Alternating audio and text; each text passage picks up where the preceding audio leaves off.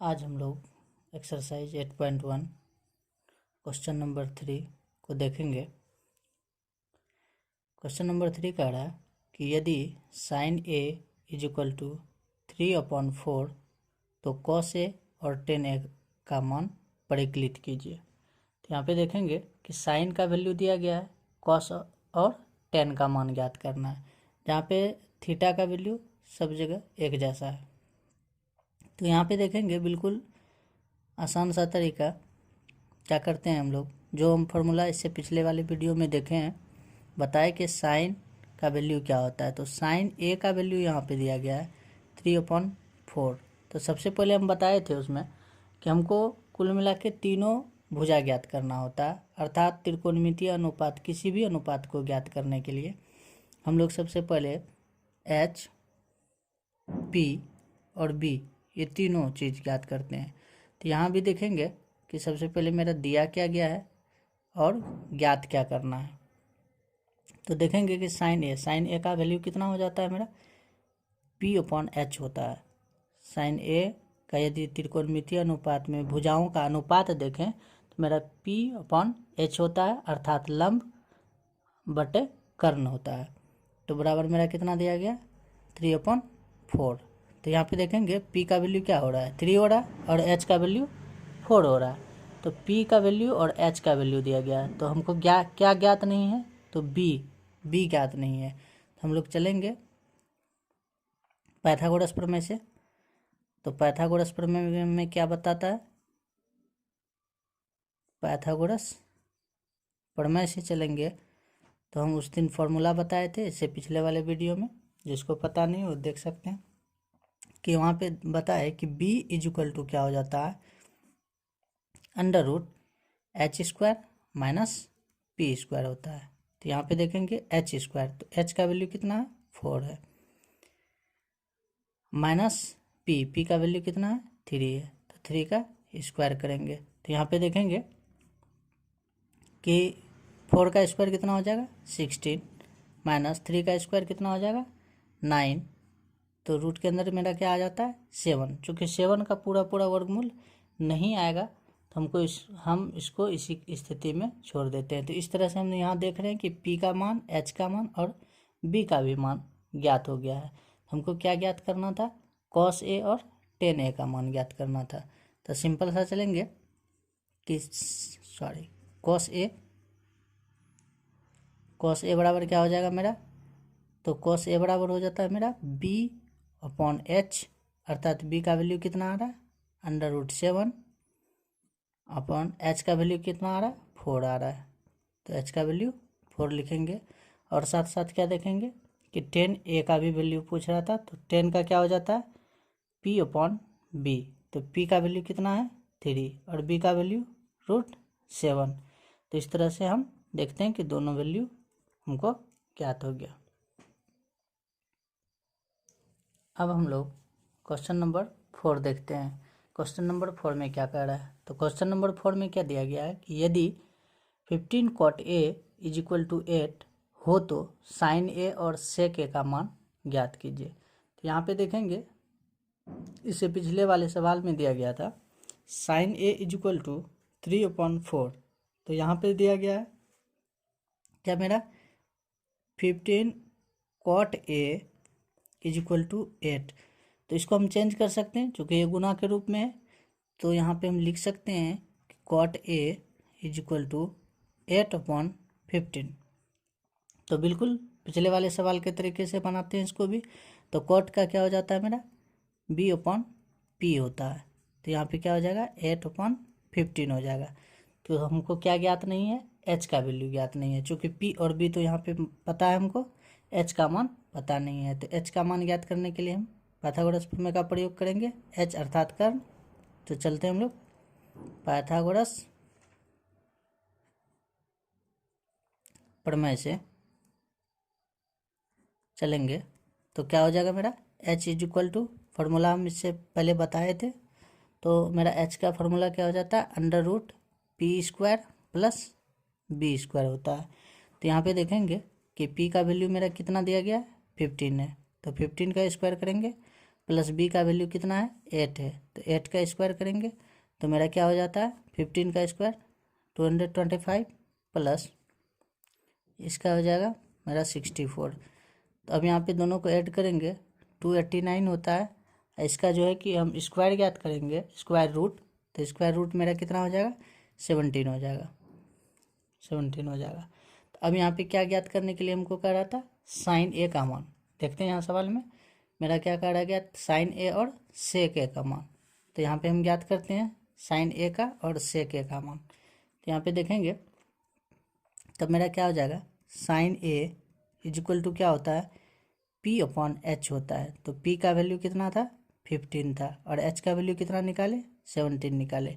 एक वैल्यू हमको पता हो गया और दूसरा वैल्यू क्या कर रहा था हमको सेक ए का, दूसरा वैल्यू सेक ए का। तो सेक ए इज इक्वल टू तब क्या हो जाएगा मेरा, चूँकि कॉस का अपोजिट होता है तो कॉस का पी अपॉन एच होता है, तो कॉस का अपोजिट सेक होता है, तो सेक का क्या हो जाएगा मेरा एच अपॉन बी हो जाएगा, एच अपॉन बी होगा। तो एच का वैल्यू मेरा कितना है 17 है और बी का वैल्यू कितना है 8 है।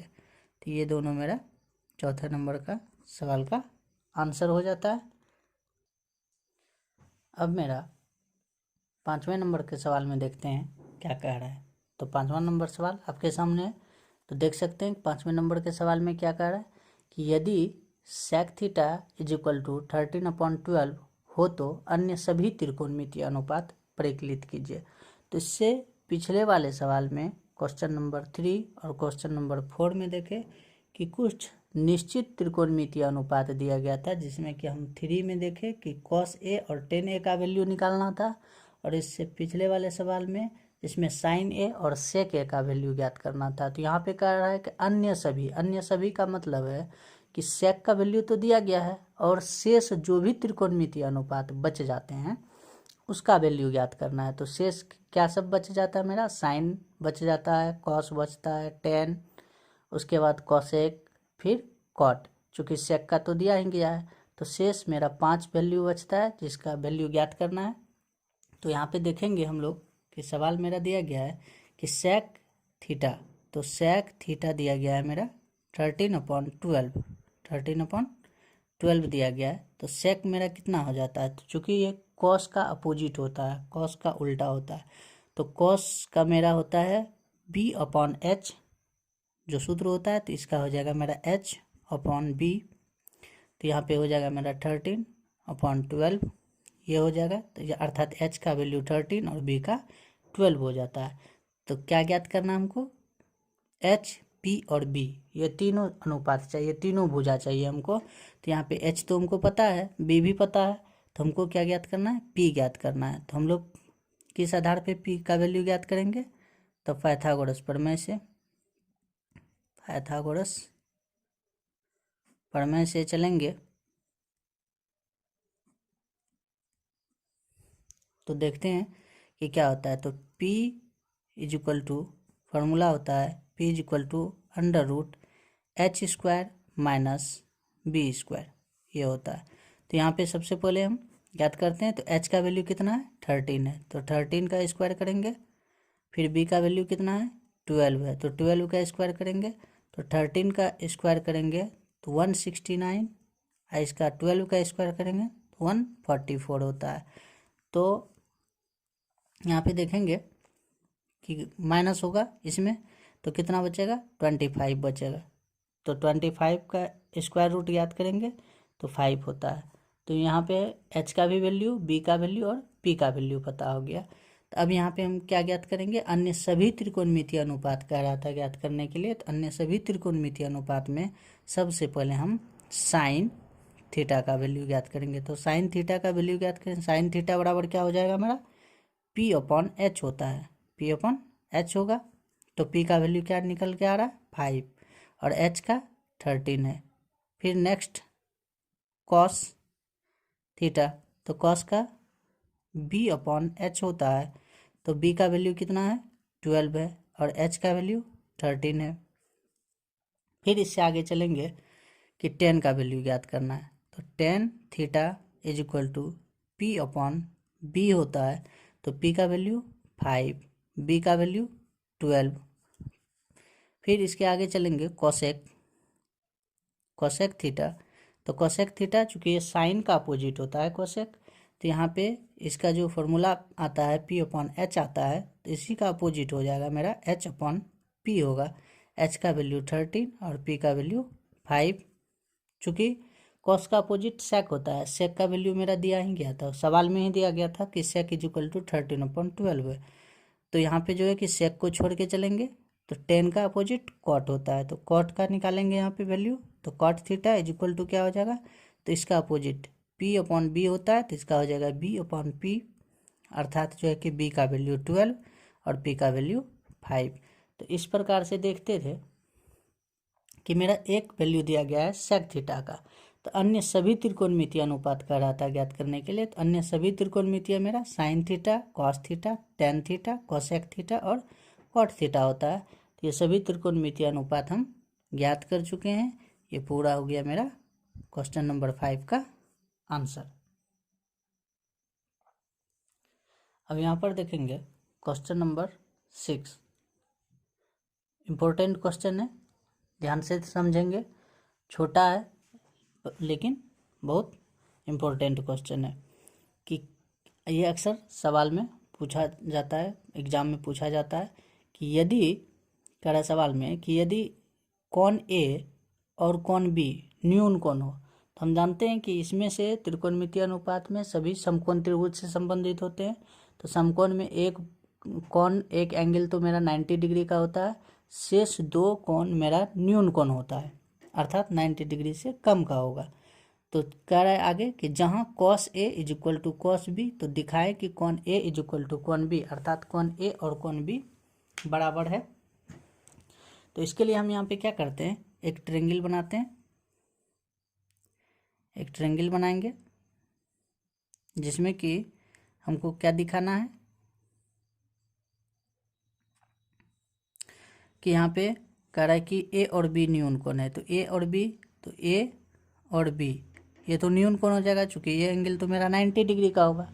तो 90 डिग्री का होगा तो ये तो मेरा समकोण हो गया, तो न्यून कोण तो मेरा ये दोनों कोण ही होगा। तो यहाँ पे A और B को दर्शा दिया, शेष मेरा C बच जाता है। तो ABC एक त्रिभुज हो गया, जिसमें कि अब हमको क्या सिद्ध करके दिखाना है, सिद्ध करके दिखाना है कि कोण A बराबर कोण B होता है। तो सबसे पहले देखेंगे कि मेरा दिया गया क्या है। तो दिया है, क्या दिया है, तो cos A = cos B, cos A = cos B, ये स्थिति दिया गया है। तो यहाँ पे देखेंगे cos A = cos B, यहाँ पे देख रहे हैं। तो cos A अर्थात इस एंगल से चलना है हमको, तो cos A, तो A के हिसाब से चलेंगे तो मेरा सूत्र क्या बनता है कि B/H होता है, अर्थात आधार बटे कर्ण होता है। तो यहाँ पे समकोण के सामने वाले भुजा को कर्ण कहेंगे और इसको आधार कहेंगे। तो मेरा क्या हो जाएगा, AC बटे AB, AC बटे AB ये हो जाएगा इसके आधार से। चूँकि यहाँ पे दिया है cos A, तो cos A का जो वैल्यू आएगा आधार बटे कर्ण, अर्थात AC बटे AB हो जाएगा। और इक्वल टू क्या कह रहा है, cos B, तो cos B का मतलब है कि इस आधार से, इस कोण से चलना हमको। तो cos B से जब चलेंगे तो आधार बटे कर्ण, अर्थात ये भुजा और ये भुजा का अनुपात लेंगे, तो आधार इसका बन जाएगा, संलग्न भुजा आधार कहलाता है। तो यहाँ पे क्या लिखेंगे हम, BC/AB। तो यहाँ पे देख रहे हैं AB और AB दोनों बराबर है, तो ये, और यहाँ पे AC/AB बराबर BC/AB, तो इसलिए जो है हम लिख सकते हैं AC बराबर भी BC हो जाएगा। चूँकि ये दोनों तो बराबर हैं ही, तो ये दोनों भी क्या होगा, बराबर ही होगा, चूँकि ये पूरा अनुपात ही बराबर में है। तो इसलिए AC बराबर क्या हो जाएगा, AB। तो अर्थात मेरा AC, ये भुजा और ये भुजा दोनों बराबर है। तो हम लोग जानते हैं कि बराबर भुजा के सम्मुख कोण क्या होते हैं, बराबर होते हैं। तो इसलिए जो है कि जब AC और BC बराबर है, AC और BC बराबर है, तो AC का सम्मुख भुजा, सम्मुख कोण, AC का सम्मुख कोण क्या हो जाएगा, B, और BC का सम्मुख कोण A। तो इसके आधार पे क्या हो जाएगा मेरा कि AC का सम्मुख कोण B और BC का सम्मुख कोण A। तो इसलिए जो है कि क्या लिख सकते हैं हम लोग कि कोण A = कोण बी। चूंकि बराबर भुजा के सम्मुख कोण बराबर होते हैं, इसलिए कोण ए बराबर कोण बी। तो ये हमको प्रमाणित करना था। तो यहाँ पे देख लिए सवाल बहुत छोटा था लेकिन इम्पोर्टेंट सवाल है। तो ये क्वेश्चन नंबर 6 मेरा यहाँ पे हल होता है। अब इस एक्सरसाइज का शेष क्वेश्चन हम अगले वीडियो में लाएंगे। तब तक के लिए जय हिंद।